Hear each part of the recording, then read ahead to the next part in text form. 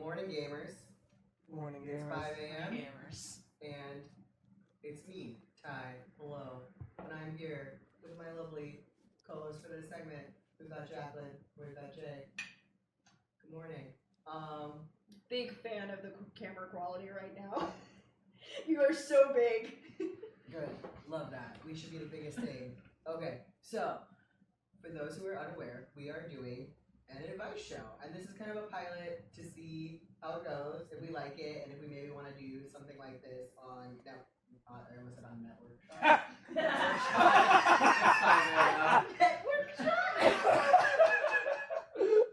Hey, welcome to our podcast network. Podcast network. No, our podcast network shot. Network shot. Network shot. It's 4 in the morning, or 5 in the morning. Anyway, so we're trying to see if this is like something that has juice. Anyway, so my friends, would you like to do a lower key one to start? Well, first off, are these questions that we got sent in, or are these ones you found? Where these are listener audience submitted. Okay. Which is part of the pitch of this one. I think is more that instead of being the people who like snag contextless stuff, we're sourcing direct from the. Ty, do me a favor. Hit Yes. the button on the bottom of the little thingy for me real quick. I see that. Is that better? That's much better, yeah. Okay. Cool. Sweet. All right. Now you're actually mic'd. Fuck yeah. Okay, so should we start with the softball? Let's start with Softball, softball. We just spent an hour getting beaten up by fairly simplistic puzzles in Mussolina, so let's ease into this. Okay, so from Penis Perplexed in Providence. Pretty good. Good To start. Good to start. How do I check if my fly is down without drawing attention to my crotch? Oh. Is that it? Mhm. Alright, okay, yeah. There's meat there. That's what they want to conceal, Yeah, Jacqueline. there That's is. kind of the problem. Yeah, there is. You can't say fucking anything on this network. Can we get a couple of donations with 69 cents attached to them for me? Yeah, can we get the meat donos, please? Can we get some donations for meat zipped or unzipped? We would like some hog donos, please. I really like though in the description for this blog it said like, and Jacqueline is eloquent. Okay. I would count that as eloquent. I think that counts. I mean, I would normally go to answer, but like, Jay, I think you might actually want like. I mean, I think it's the pocket game, right? Like, I think for me, it's a lot of my hands are already down here doing something in my pocket. Like, it's not that far to go. Yeah. I think that's thing one. I think two is just like, it's all the overall body language. Like, I think if you are, Ty, you're a weed smoker. Well, you're a vapor, but you also, I think. I partake. Yeah, so like I don't know about you, but like I'll take that to like a local park and enjoy it under a tree. Have a stroll. Yeah, and it's not particularly frowned upon where I live, but I never want to be annoying in how I do it. And so like it's all about doing it while you're walking or while you're like looking at your phone and kind of just doing it idly. Like if your gaze is somewhere else, I think people are usually likely to go where your gaze goes. I think that's right? But I think like if you have the general posture of like I'm looking down and stuff, like then if you're being brought down, they're not gonna notice that your eyes are peering down to be like, is this? I would advise against the pocket play because I think that could be alarming. I might be wrong about the pocket play. Yeah. There could be some hidden dangers to the pocket play for sure. There are hidden dangers there. Honestly, I think the move generally, if you're in a fly situation, you're worried about being down, go for the corners, go for the doorways, go for all. If you're gonna find little moments in life where it's like the loading screen, right? We're all gamers here, right? It's in the moments between levels, you can just no one's here, just check. Yeah. I would say like just quick sneak to the bathroom. I think that's really it. Yeah. Or like honestly sitting down, if you can like sit down and like just kind of low key, like maybe in the midst of your man spread, just kind of do a quick check, you know, and then like I think there's like some. I also think that if you're like a mask presenting person, I think you do get a little more wiggle room on like touching your junk in public. Yeah, I think there's like a little bit of an allowance for that in terms of like adjusting and just like checking to make sure that you're zipped. Sometimes your balls stick to your thigh, and you gotta do something about that's that. what I'm saying. Like, sometimes you're wearing loose boxer shorts. Sometimes you get yourself a wedgie, and you just gotta do a little work on that situation. And I don't think that's the end of the world. Yeah. It's not so bad to do it in public. And it's better to also, like, if you do get clocked, it's better to be like, trying to put your dick away. Yeah. You're taking it out. It's better that you're zipping it than you're unzipping it. That's very true. Right, you're holstering it. Mm-hmm. That's really right. And like, you don't want to look like a fucking nerd, Dorcas, Malorcas from a fucking like 80s movie, like slobs and snobs ass fucking Porky's bullshit, Revenge of the Nerds ass. Like, play a little fucking Cinnatuner over here. That's a later block. Jacqueline's warming up. It was like, how do we name every 80s movie possible? 16 That's what I'm about to say, 16 Candles. Fucking Weird Science. Breakfast Club ass. their flies were down in Weird Science. Yeah, they were. They were. That's some weird science right there. Yeah. I think we covered that. We solved it. Alright, well hopefully that helps perturbed penis. Not what they were called. Oh, was it? It was perplexed. Penis perplexed. Penis perplexing. Sorry, my bad. Okay, let's get to a little. Do you guys want to talk about books or relationships? Oh. I mean, we're gonna do all of them, but yeah. What are you in the mood for right at this moment? Jacqueline just took us down the Cinnatuner hole. Let's go from movies to the things that all good movies are based on. Let's do books. no, Okay. Let's unnaturally select. Okay, so from Nine of Neil, who uses they, him, near pronoun. Neil. Hello. So I live literally a block away from my nearest library, and I'm trying to use it more. It's kind of small, so the selection isn't always great, but I typically put in a hold for any books I specifically want to read. But I like to have a book checked out while I'm waiting for the hold book to come in, just to support them more. Do you have any recommendations of authors you like that I can be on the lookout for? They should be slightly more popular, just because they're more likely to show up in the limited selection the physical location near me has. I typically prefer sci-fi, fantasy, and horror/mysteries. I will sometimes read nonfiction that's more historical or deals with true crime, but as long as it's something well written, I'm usually up for trying it. So this is a recommendations question, and I want to broaden it a little bit because I want to give a specific piece of advice here, which is just read Stephen King or some bullshit. It doesn't matter. Yeah. It's just all books. Right? Yeah. Like it's Books all the way down. Books all the way down, man. like, there's no shame in just being like, who's the person that writes all the books? Yeah. Like I don't know. Especially if it's the backup guy, right? Yeah. Like, and you don't need to actually read the backup book. Like, you can like skim through it, but like, when you have a backup book like that, it's nice to like, I'm paging through it on my little idle motion. That's fine. You don't have to absorb it like that, right? Yeah, I think that's right. Like. I could throw out authors, like you mentioned Stephen King. Grady Hendrix is the one who comes to mind as, like, newer popular horror author who's big enough that, like, most libraries will have some. I'm, like, prolific enough, too, at this point. That guy's, I'm a big fan of his, but never read less than half of his books. Just my he's got, statistic. like, 10 or something at this point. Like, but, like, I do that with him. I'm like, oh, I never read the Southern Vampires Book Club. Southern Book Club's Guide to Hunting Vampires? No, the Southern Vampires Book Vampire Club, Vampire Guys Who Killing Vampires Who Are Vampires. Southern. But yeah, I think I think like a Stephen King or I don't know, get into Danielle Steele. That motherfucker has. I don't know about that. I've never read any of Danielle Steele's of the Hydra of people who are They did Danielle say Steele. that they want well written stuff. Yeah. Okay. Here's the actual thing. don't go in looking for a specific book or a specific author.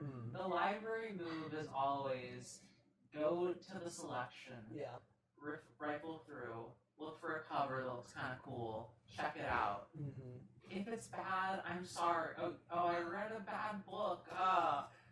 Get over it. Yeah. I mean, if it sucks, hit the bricks, but... Sure. Like, you can just, you can stop. But I'm trying to think of, like, other... I would say, I think it's T.L. Kingfisher. Yeah. Really, really good, like, fantasy and horror author who has a few books out now. I think, like, 3 or 4. Yeah. No, it has to be at least 4. Because one of theirs is a series of 3 books. So there are at least 4 of them. I believe it's like up to 5 or 6, actually.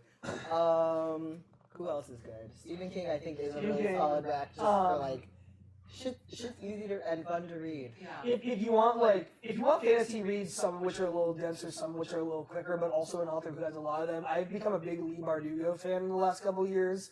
That's the Shadow and Bone books, Six of Crows, and its sequel are spin-offs to those. And then she has those are all technically YA. And then she has some adult stuff too. She has a book called Ninth House that's about it's an evil secret society college. It's about someone who gets free rides to Yale because she can see ghosts, and she is proctoring these secret ghost activities that are done by the societies at Yale. Love that. What I like about her is similarly, like you can kind of similar to the Stephen King recommendation. It's like she has a lot of books, and you can kind of just enjoy her style from a lot of different like parts of the literary world that she's written in.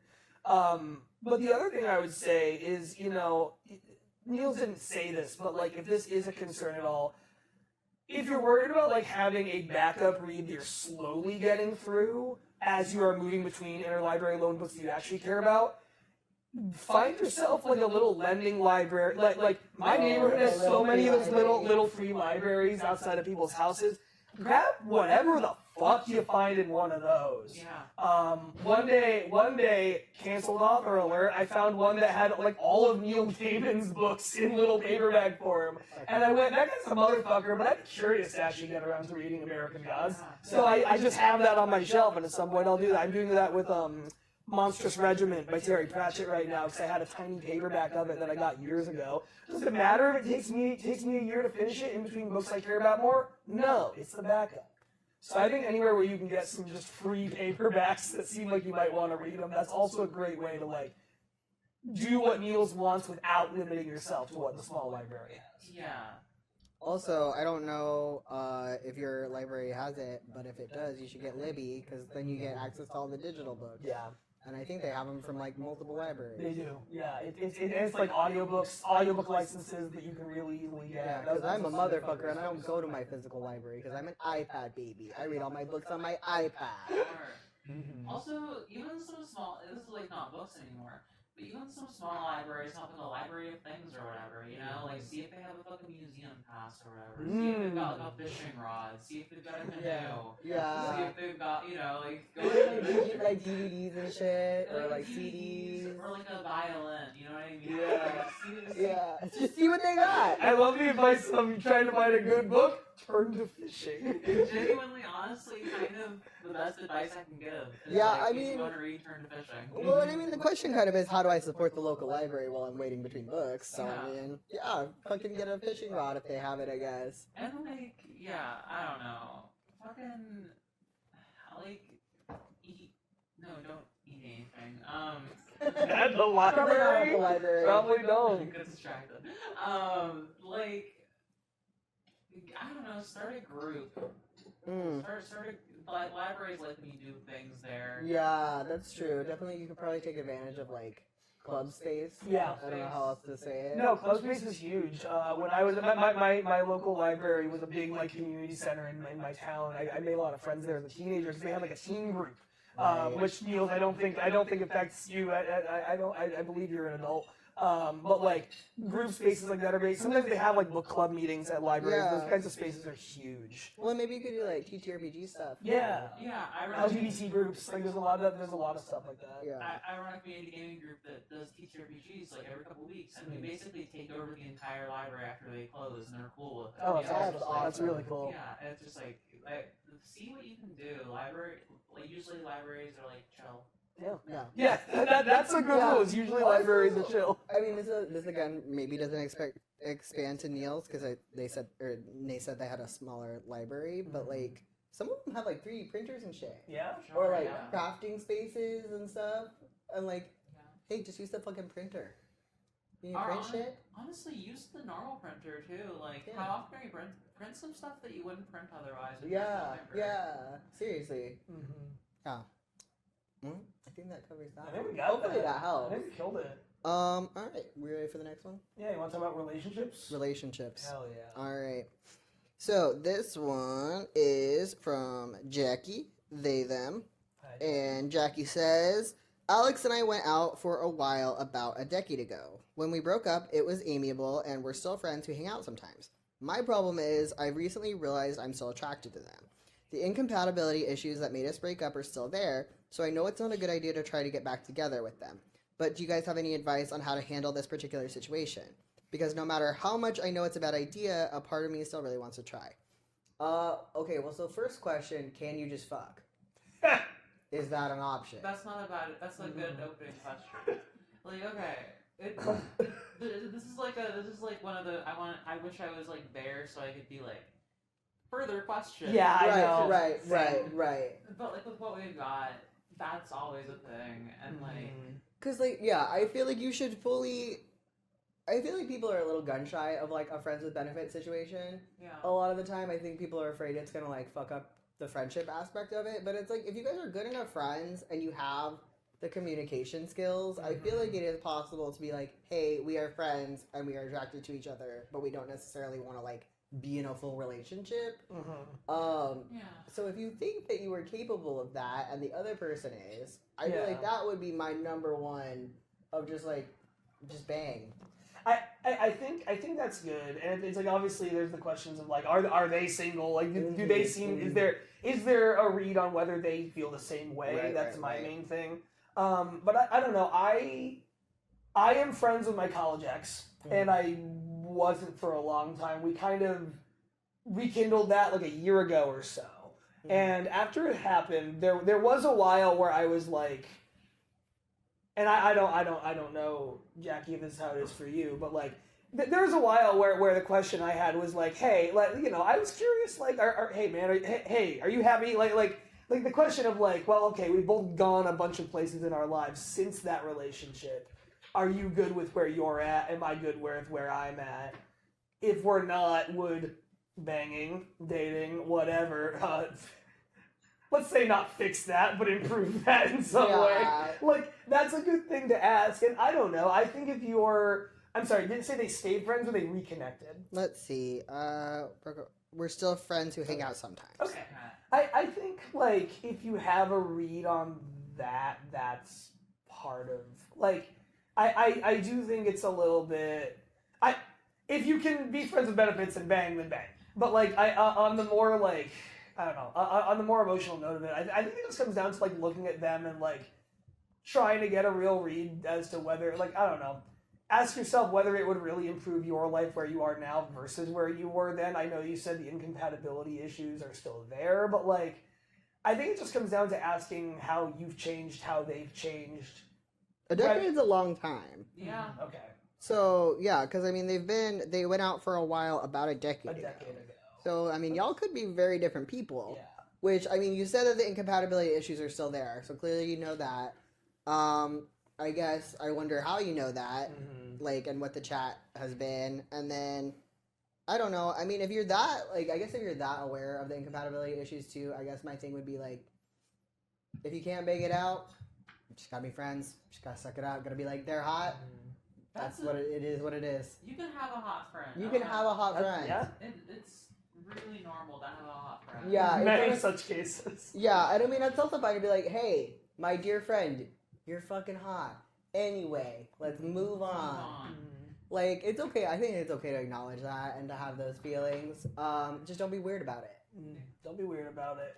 Yeah, not knowing what the incompatibility issues are. The fact that they're friends and know that those issues exist tell me that they're like, I don't know what they are, but that kind of speaks to me like the issues are minor enough that there's a chance you can work through it. Like, Oh, see, I kind of have the opposite read. I'm like, if you were sitting here after 10 years and being like, this shit is still here, I'm like, okay, well, you guys are that's probably fair. not gonna. That's fair. It's maybe not relationship town for you all. I guess it depends on whether you were ever able to talk about those issues.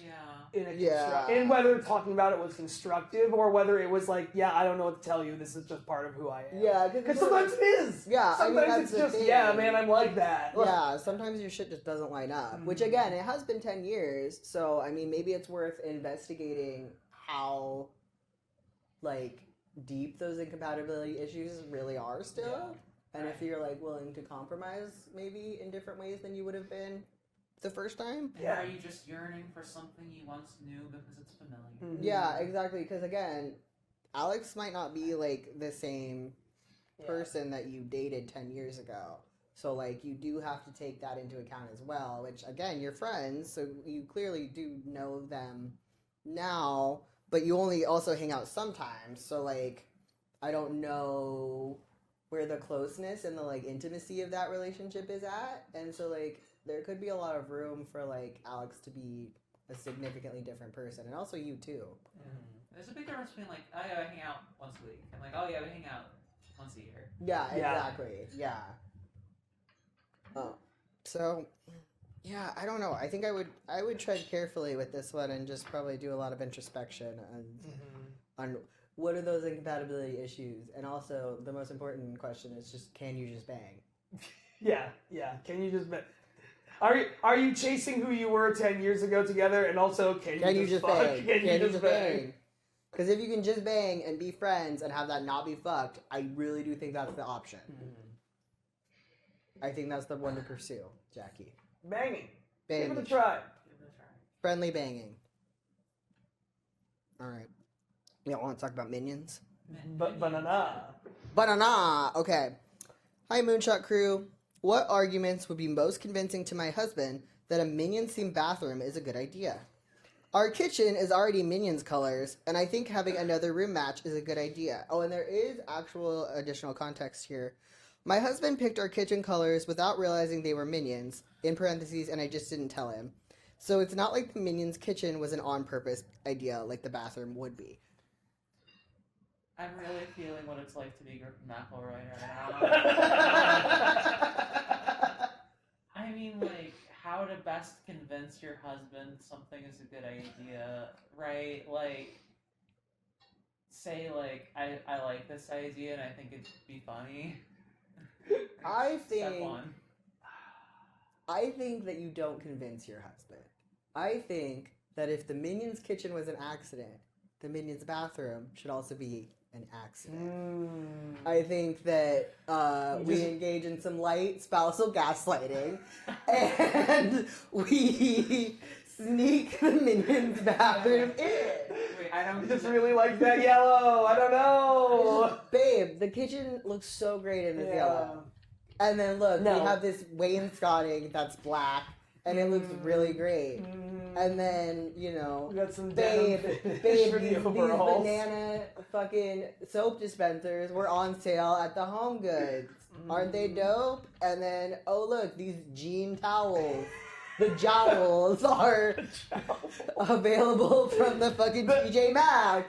You made on a really important point, which is how Minion themed are we talking? Yeah. For the fucking love of God, how Minion themed are we talking? Will you be pressing on a little minion head to get stuff into your hand? I do think that you should go hard, but I do think it has to be kind of like the boiling the frog thing, where you like start it slow and then like turn the heat up on the minions as you go. Because I don't normally encourage like fucking like not being direct communication with your spouse, but like your spouse is not going to say yes to the Minions bathroom if you go at it direct. Yeah, because they're an adult, and it seems like they're already averse to it based on the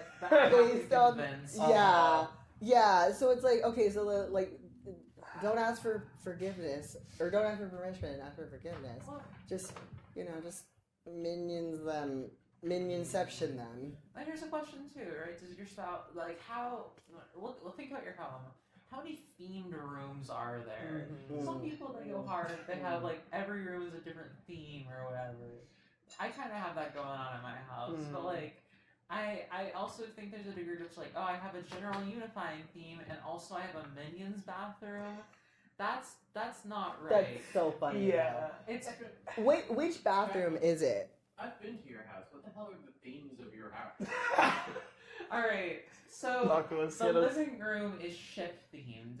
I have ship pillows, a sort of a frame poster of a ship. Okay. There Some are nautical stuff. some nautical. There's like a fucking barometer or whatever on the wall. Okay. Okay. Like a nice table with like a painted ship on it. Okay. The bathroom will one day be fully frog themed. Fuck yeah. That's a good bathroom. Right now there's just sort of a butch frog in a suit. Awesome. The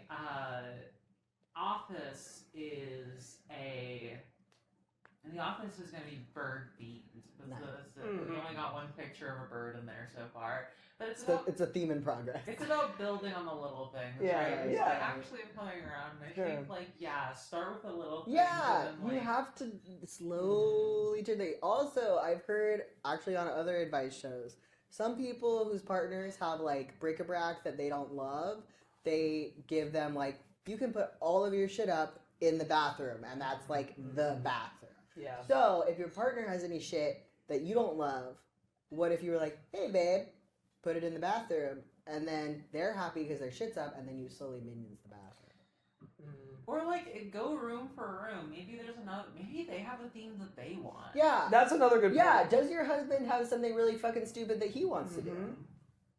I think that's highly possible. Yeah, Yeah. Because if you're like, a Minions themed bathroom is inherently a maximalist idea a little bit. Kind of, even if you are just doing the yellow roll, even if like, it's just yellow, black, and it's a blue, that's a noticeable lot. yellow. That's Like, like that's a a- bright. So if you want to be that maximalist, say, hello, my loved one of my life, I would like to go hard in this way. In what way would you like to go equally hard in this lovely home we're building how you want to together? go hard. Maybe Yeah. you start how they want to go hard. Honey, Maybe you say, hey babe, I've just been thinking, and like we've been decorating the house. Is there like, is there anything you want to do? Is there Exactly. anything you have any ideas about? It'd be Exactly. crazy as what? Just like we're just spitballing. Do you want your Warhammer 40k themed closet? You can make that. Yeah, exactly. Like all of your My Hero figures are looking a little dusty in that box. Maybe we should like put them up somewhere. yeah, what if Funko Pop Attic? Funko Pop Attic. Funko Pop Garage, actually. You pull in every day. Funko Pop basement. Funko Pop basement. That's a lot of basements. This doesn't help you with your Minions bathroom. I think that we're getting to the. See if your husband has something insane that he wants to do, and then you yes and that, and then. Oh, I'm just manipulating this person's husband. But once he has what he likes, then you can be like, Minions bathroom, babe. Come on. Well, then you don't even have to. You can be like if you want to be. You can be manipulative. But you don't have to be too. You can be like I maybe you would want this and I would want this too. And you can come to an agreement. You can come to terms, and maybe you find out that the answer is just no. And that sucks, but sometimes people don't want to live with a fucking Minions bathroom in their house. I'm sorry. Yeah. Look, I'm rooting for you to have the Minions bathroom. I am. But Lee Mac, I'm cheering for you to have the Minions bathroom. But Jacqueline's right. Yeah. That sometimes people don't want a Minions bathroom. And Yeah. I suppose that when you're an adult in your home, that's fair. I was going to bring that up as well because, like, I think a question I would ask and then a question two questions I would ask. One, I think the line should probably be drawn at, like, if there's a framed image of Stuart, Bob, and Kevin in there, I'm shitting elsewhere. Like, I'm called Stuart, Bob, and I Kevin. believe those are their Fuck names. that you Yes. know their names. I know that. Why do because, you know the Minions' Christian names? Because the Doughboys podcast talks about them a lot. Nick Weiger makes a bit out of being a huge fan of the Minions. So now you actually know shit about the Minions. So that's fucked up. Yeah. You've gotten Minion-cepted. Listen, the crimes of Nick Weiger are not on trial here. Okay, The so in that potential case, bathroom crimes of this person are. hey, maybe that's how you do it. Maybe you listen to this podcast and you incept your partner. Maybe you do. And then you learn a lot about, I don't know, Popeyes while you're at it. I think the other thing you need to ask yourself, this is the house, right? Presumably this is somewhere they're going to be living for a long time. Look around your bathroom.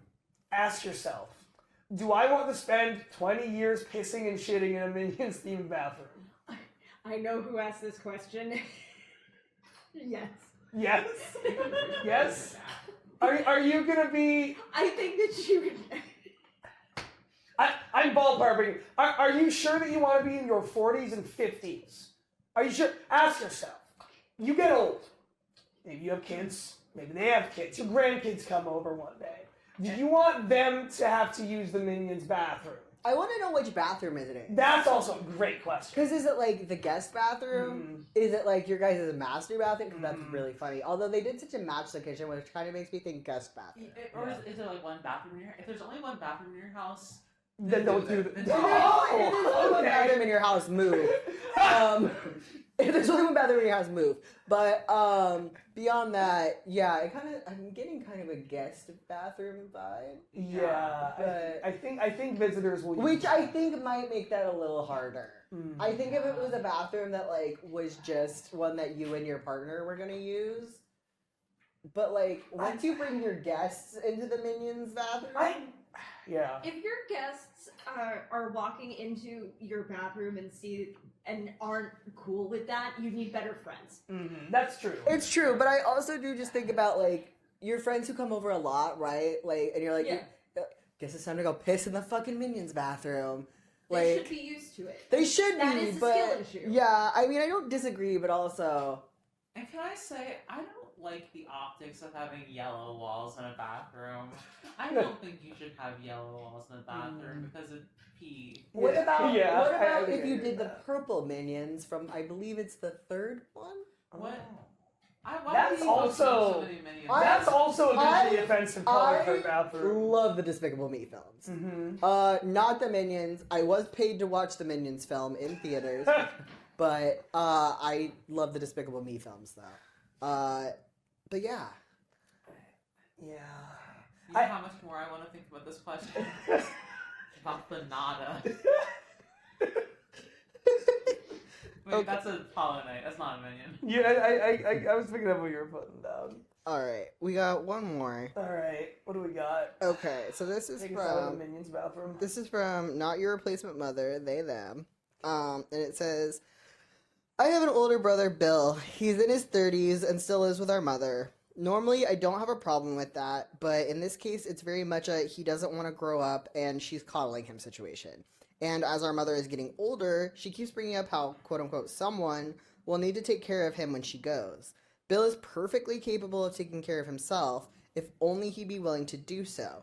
But seeing as he lives with someone who will cook and clean for him for free, he doesn't have any incentive to want to leave.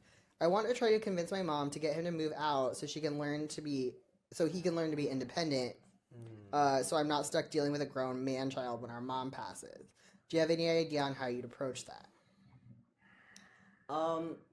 So my thing is, like, as someone who is currently dealing with older parents and a lot of older relatives, I think you need to sit your mom down and have, like, a real talk about the fact that, like, her priority as she ages should not be who's going to be taking care of her brother, but who's going to be taking care of her.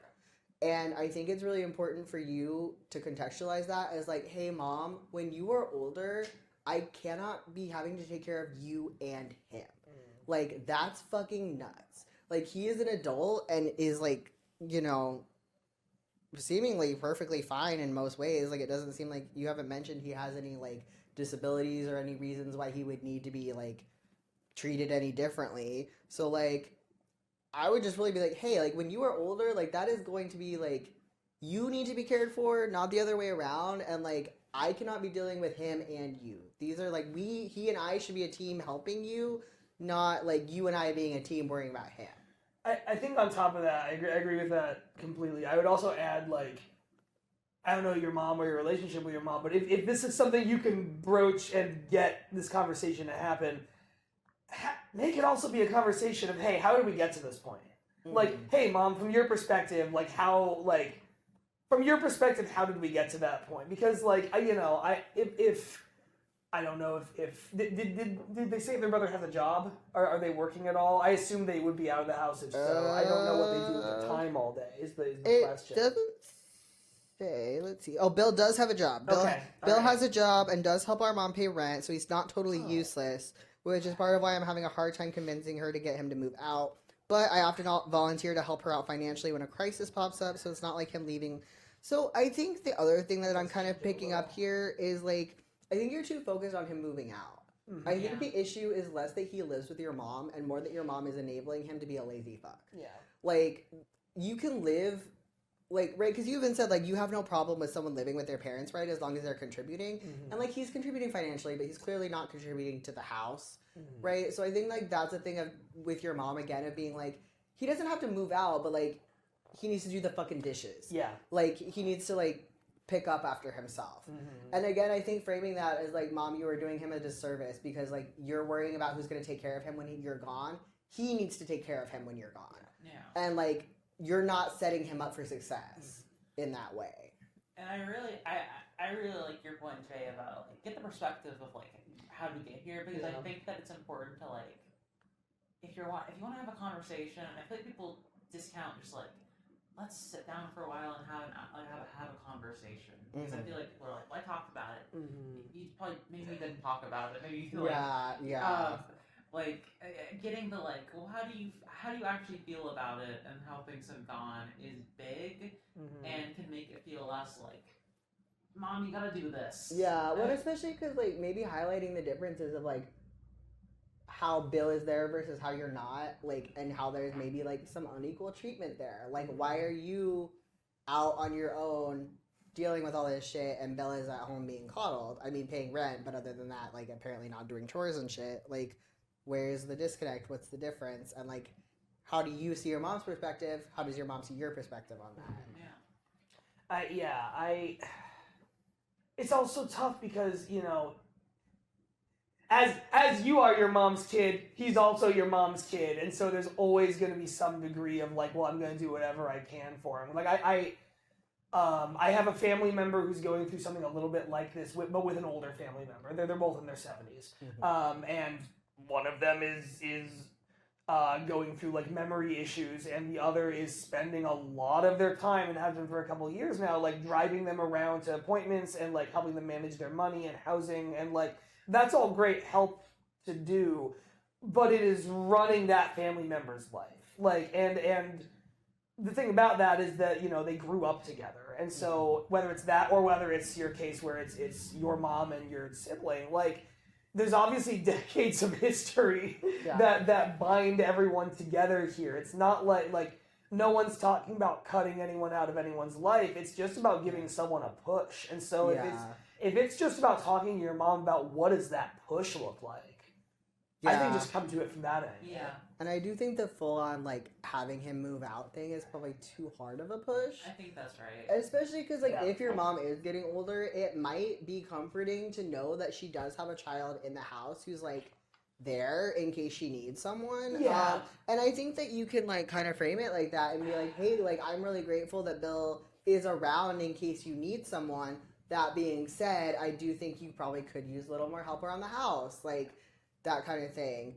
I'm curious how self-aware he is about it. That's the other I mean, it might be worth talking to him too and being like, hey man, like, I know you pay rent, but like, how are you feeling about living with mom? How are you feeling about mom aging? Because like, I feel like all of these things are really connected. Like, I don't know the age of your mom and stuff, but like, you guys are clearly thinking about when she's gonna be gone. Yeah.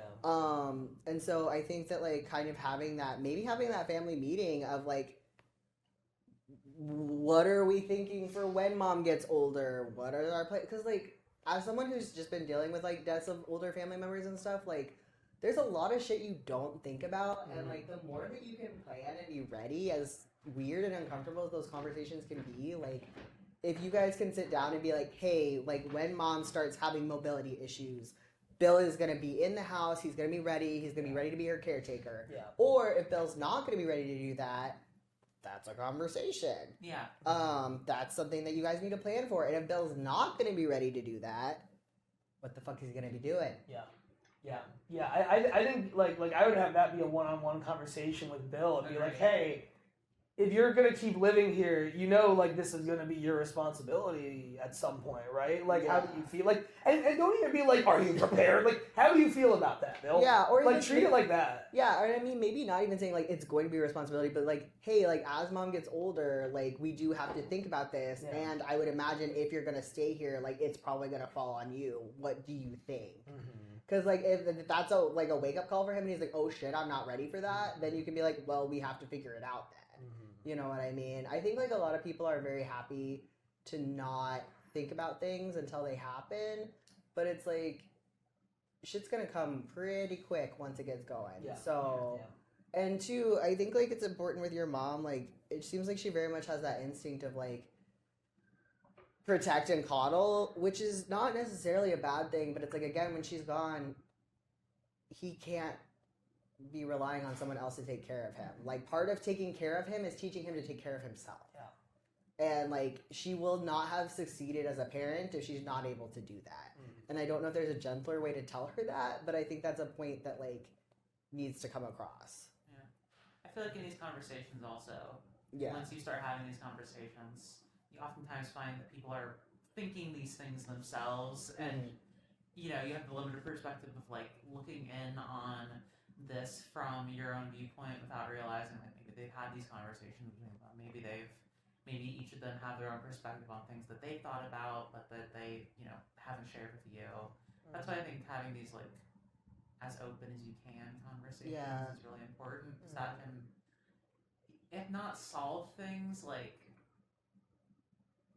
maybe help with the like bad feelings. I don't know, which can like help ease the way forward. Or at least like let you know, like, because if your mom and Bill have had these conversations and you just like aren't aware of it, if you become aware of it, then you can be like, okay, well, you know, I don't have to worry about it because they've already dealt with it. And like, I kind of get the feeling that like even if they have had those conversations, maybe your mom is like a little more of a pushover, or like a little more willing to like focus on Bill's well-being, but I think Jacqueline's right that like you gotta get your mom's perspective on it and Bill's perspective on it, and then kind of work from there, because I don't think you have all the pieces quite yet.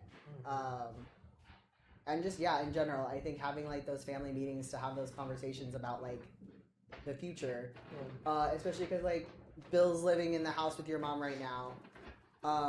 Not to get weird, but like, how does estate planning work? Who's getting the house? Who's like, you know? Does Bill have savings? Yeah. Like he's working. Is he saving that money? What's he doing with that money? Exactly. Like, what is, there's a lot of... Is he making a Minions bathroom with it?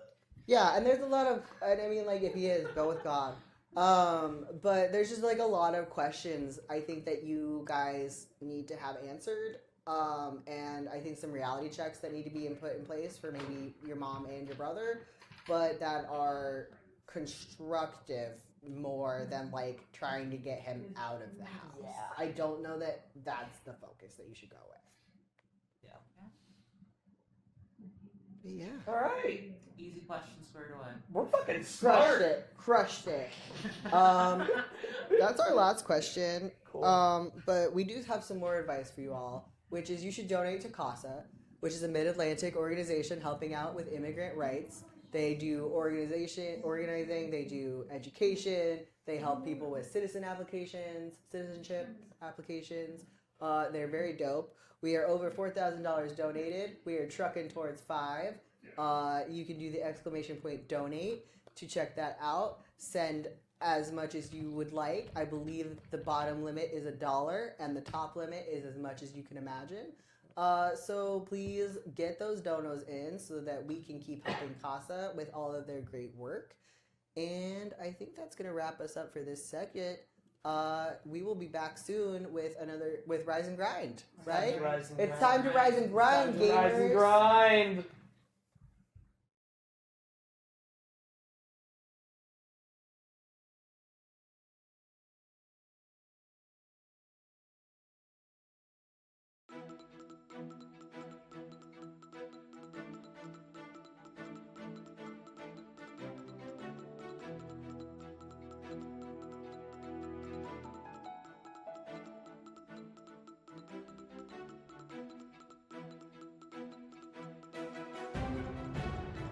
Welcome once again to Anime Sports Center. This is a coliseum in which we have brought the finest anime analysts and professionals to talk about anime here together. We have a topic every week, and this week we have our topic. The big three: One Piece, Dragon Ball Z, and Naruto. This we know. This is from our past. These are classics.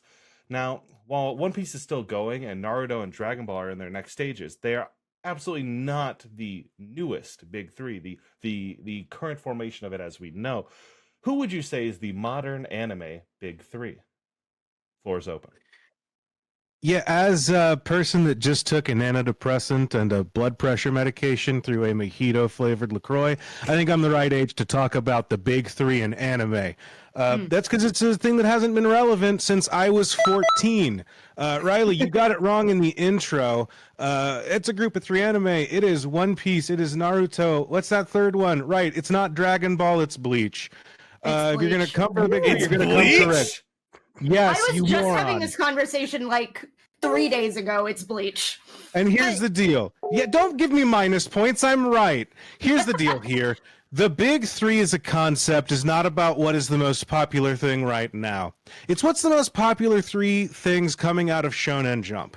And do you really want me to sit here and try to tell you that it's the elusive samurai? In what or world? Sakamoto days? In what or world wasn't it Watch? Dragon Ball? In what world was Dragon Ball Z not one of the most popular things coming out of Shonen It's Jump? the real world. Do you mean Dragon Ball Z? Do you mean Dragon Ball Supers? Like, do you mean original Dragon No. Ball? Because you No, say they mean Dragon Ball Z because they're dumb. Okay, so like Dumb. Dragon Ball doesn't count?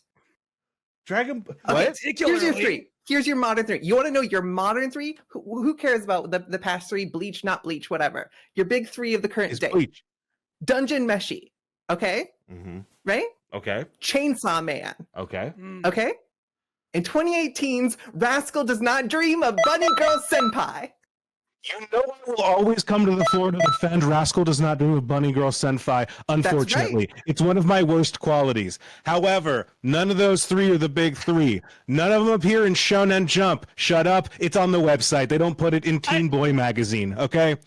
The big three is about Shonen Jump explicitly, and the right answer is One Piece, which is still going, Naruto, which is still going through Boruto, and Bleach, which is somehow still seeing animation in the year of our No Lord one has 2025. ever cared about Bleach. I'd like to. You're wrong, Riley. I'd like to point out, if we can just put Andrew's blood pressure levels aside for a moment, if we want to find a new big three, we have to point out one important point, and that is longevity. That is utter length. Naruto, too long. Dragon Ball Z, famously, guy wanted to end it, wasn't allowed to, and then we got Majin Buu, too long. The other It's not shit- Dragon Ball Z, it's too Bleach. long. Bleach, they continued it again more recently because they forgot that the manga kept going. In order to really find the answers, listen, I like Chainsaw Man as much as everyone else, and I like arguing about the way that the art styles changed in the manga over the years as much as anyone else because I'm pedantic and annoying. But the real answer here is that we need to look at our Demon Slayers, our My Hero Academias, our things that I've seen people complain on the internet about going and going and going. I believe both the ones I've just named have ended, but they took a lot of teeth pulling to get there. And if we're not pulling teeth, why are we holding the dentist apparatus that is watching anime? Oh, or ranking the top three. I need you all to know that I'm not saving you from your own opinions by telling you that it's Bleach and not Dragon Ball Z. I'm saving you from Who's in the YouTube Macy's comments Day and Parade, Twitch Andrew? chat. Who's in the Macy's Day Parade? Is it fucking your freak gives a samurai? fuck?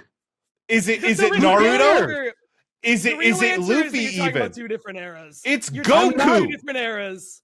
Dragon We are- Ball Z is Jay, one of the Jay, I'm 90s gonna- big three, and Bleach is 2000s. It is a matter of decades. You can look at the numbers on calendars. You can look at wa- your Gregorian calendar and find the answer to these questions. But you are incorrect because nobody gave a fuck about a big three before Naruto, One Piece, and yes, Bleach. Calling Yu Yu Hakusho, Dragon Ball Z, and something else is retroactively claiming big three ship from the 90s, and it is inaccurate. You are out of your fucking mind, Mac. I haven't heard You from are you. the fool. But in defense of Andrew's point, if you go to any house on this street, you will find Bleach.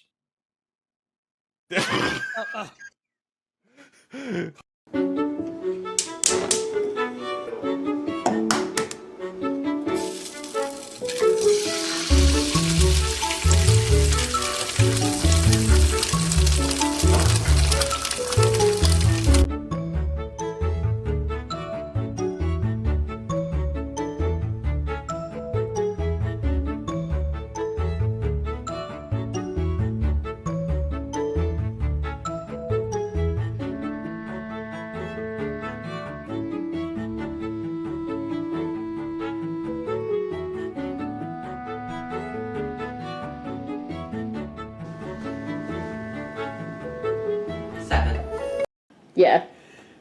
Hey y'all, it's Ty from Moonshot. You probably remember me from Indie Mixtape and Interstitial, other stuff probably too. But that's not what we're here to talk about. We're here because it's Ground Control, where we are raising money for CASA, which is a mid-Atlantic organization and national leader in protecting immigrant rights. So, what does that mean? Well, if you give money to this organization, you are helping provide legal assistance, community organizing, English classes, citizenship applications, job training, and so much more. Your gift today Your gift today to CASA helps out with legal assistance, community organizing, education resources, including English classes and citizen application support, along with job training. So, all super dope. All of this helps out with CASA's vision for a future of diverse communities that live free from discrimination and work together to achieve human rights for all. So, get those donos in, baby.